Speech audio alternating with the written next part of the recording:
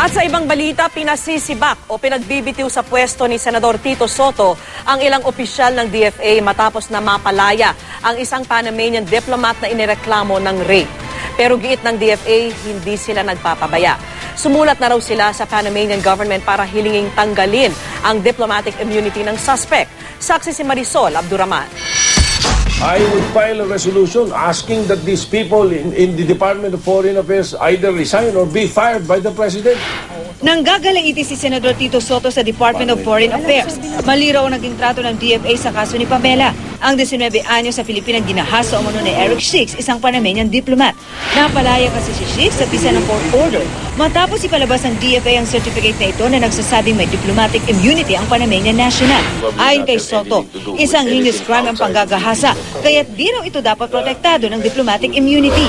Sumusobra hospitality natin. Payag tayong rape ng mga kababaihan natin.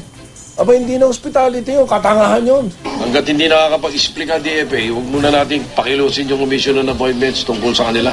Hindi dapat palampasin ang pangyayaring ito, sabi ni Soto. Kaya nais ng senador na paimbestigahan ng ilang DFA official dahil umano sa pagkampi sa Panamanian government.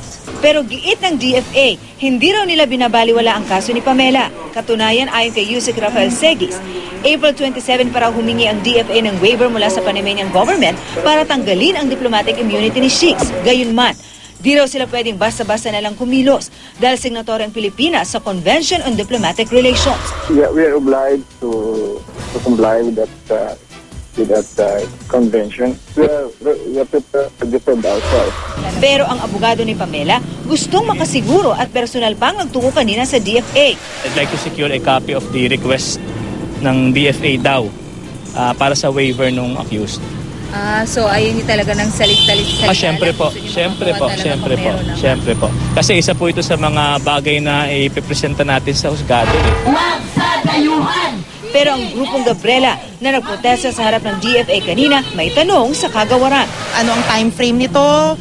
Kailan ma-expect ang sagot? Ano ang hakbang nila para makuha yung sagot? At ano yung kanilang plano kung sakaling hindi i-waive? No? Ang sagot nila ay wala pa. Kilalanin nila yung urgency ng sitwasyon. Si Justice Secretary Leila de Lima, pinag-aaralan na raw ang kasong ito. Gayun din ang hiling ng kampo ni Pamela na ilagay sa watchlist order si Shix. But of course, this is a criminal case and under the principle of territoriality, it's committed here and therefore it can be prosecuted here. Ako si Marisol Abdurrahman, ang inyong saksi.